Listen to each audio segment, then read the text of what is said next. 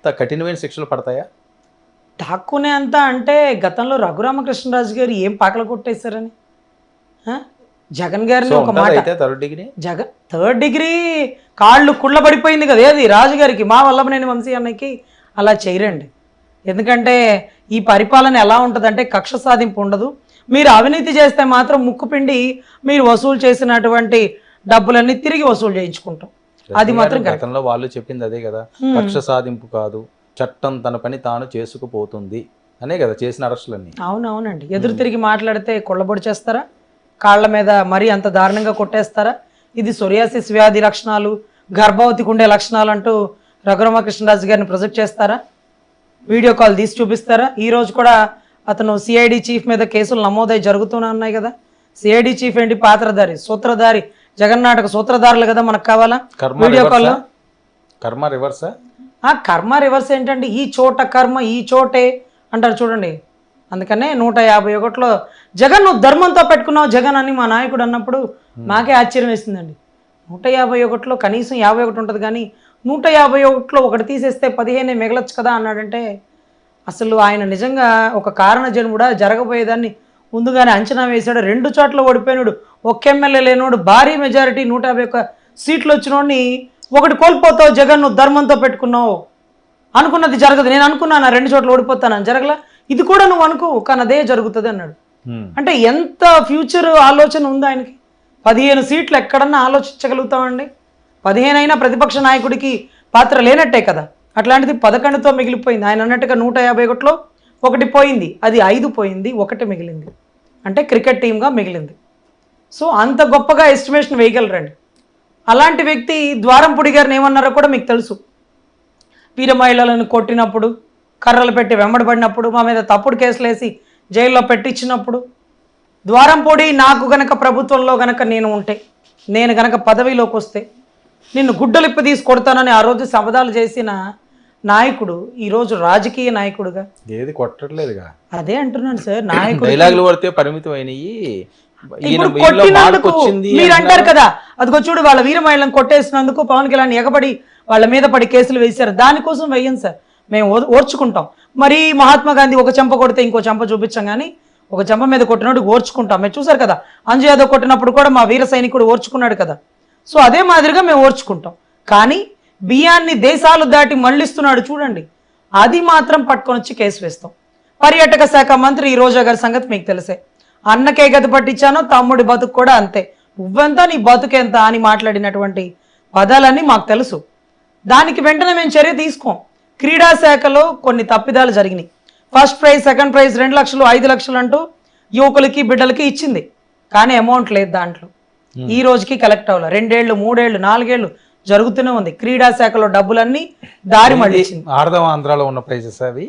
అవును sir, of course ఆడుదాం ఆంధ్రాని చివరిలో చేసింది, కానీ ఆడుకుంటుంది ఆంధ్రాని ప్రభుత్వం వచ్చిన దగ్గర నుంచి. అంటే దాని అర్థం ఏంటంటే ఈ అమౌంట్ అవ్వట్లేదు సార్, ఓన్లీ చెక్. ఎవిడెన్స్ ఉన్నాయండి ఏదో చెప్పేస్తున్నారు. లేదు 100% ఎవిడెన్స్ సార్, 100% ఎవిడెన్స్. పిల్లలందరూ కూడా చెక్కులు పట్టుకొని అమౌంట్ రాలేదంటూ క్రీడా శాఖకి వెళ్తే గవర్నమెంట్ నుంచి డబ్బులు పడలేదన్నారు సార్. ఇది ఒక ఎత్తు. అంటే మీకు తెలుసేమో ఆ జీజీహెచ్ గుంటూరు గవర్నమెంట్ హాస్పిటల్లో ప్రభుత్వం రాగానే కరోనా టైంలో 10 నెలల నుంచి జీతాలు ఇవ్వలేదు సార్. అక్కడ పనిచేసేటటువంటి పాపం ఊడ్చే వాళ్ళకి, తుడి చేసే వాళ్ళకి, కొన్ని పనుల వాళ్ళకి జీతాలు ఇవ్వాల. అయితే మనకు తెలిసిన విద్య కోర్టు కేసులు కదా, 10 నెలల నుంచి జీతాలు ఇవ్వకపోతే మీకైనా మాకైనా అడుగుతాం కదా. కోర్టులో అడిగాం.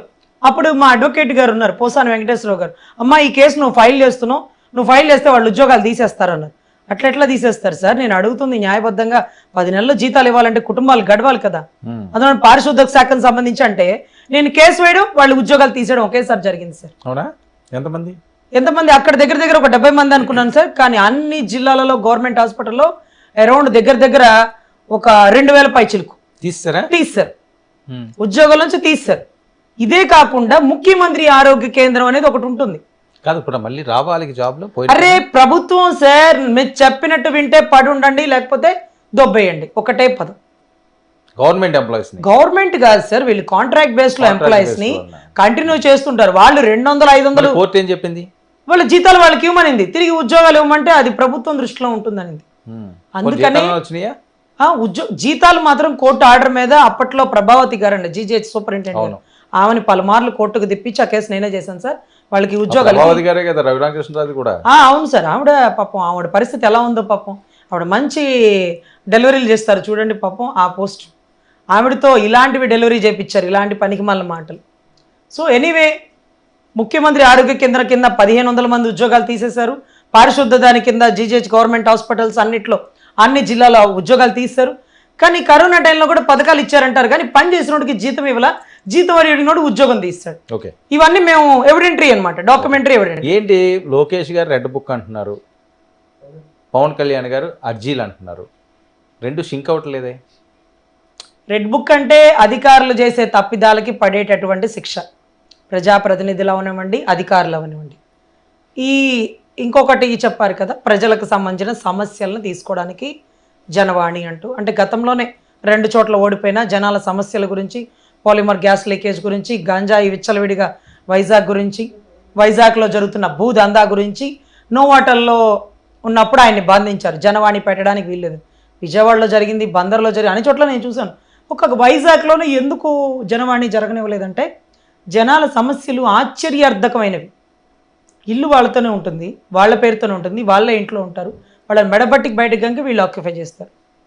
ఇవన్నీ పబ్లిక్గా బయటకు వచ్చేస్తే ఆక్యుపై చేసినోడు ఎమ్మెల్యే తాలూకా మనిషి, వైవి సుబ్బారెడ్డి మనిషి, విజయసాయిరెడ్డి మనిషి, అక్కడున్న దందాల మనిషి, వీళ్ళ వెనకాల జగన్ అండాదండ, కొన్ని సొసైటీ భూములు ఆక్యుపైడ్. అంటే కూటమిలో ఉన్న వాళ్ళు ఎవరు ఉండవా అందులో కంప్లైంట్? ఎప్పుడు సార్? అప్పుడా? ఇప్పుడే మాట్లాడదాం, ఇంక జరిగిపోయింది ఎందుకు? ఇంక మీకు 64 వచ్చినప్పుడు కూడా ఇంకా అప్పుడే అని మాట్లాడతామా అండి?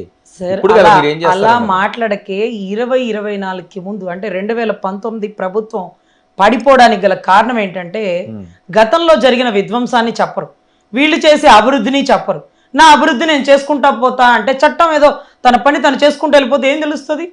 ఇప్పుడు పంచాయతీలో ఇది చేయలేదు అది చేయలేదని మీ బోటోళ్ళు ప్రశ్నిస్తారు.